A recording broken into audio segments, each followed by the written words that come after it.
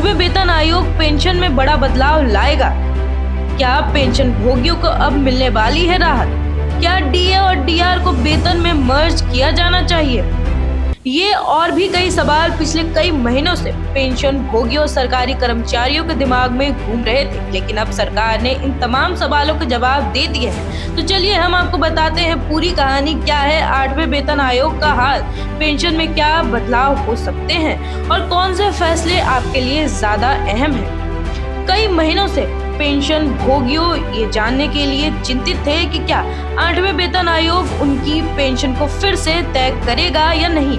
जब सरकार ने 8वें वेतन आयोग के टर्म्स ऑफ रेफरेंस जारी किए तो कर्मचारी संगठन और संघों ने प्रधानमंत्री मोदी और वित्त मंत्री को पत्र लिखकर ये सुनिश्चित करने का आग्रह किया कि पेंशन संशोधन को आयोग की क्षमता में शामिल किया जाएगा या नहीं।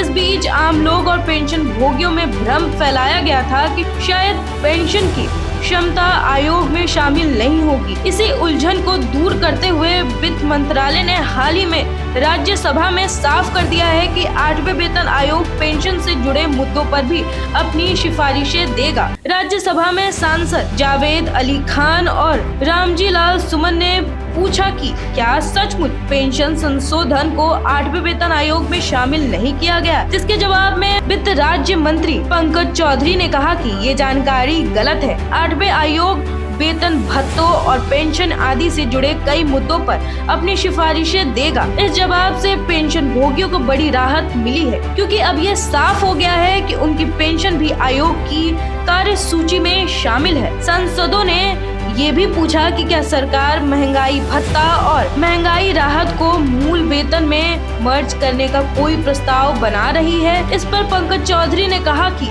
ऐसा कोई प्रस्ताव वर्तमान में विचारधारी नहीं है। उन्होंने बताया कि जनवरी 2024 में डीए 50% तक पहुंचने के बाद भी सरकार ने इस दिशा में कोई कदम नहीं उठाया है। सांसदों का एक और सवाल था कि क्या 8वें वेतन आयोग के गठन के लिए आधिकारिक नोटिफिकेशन जारी हुआ।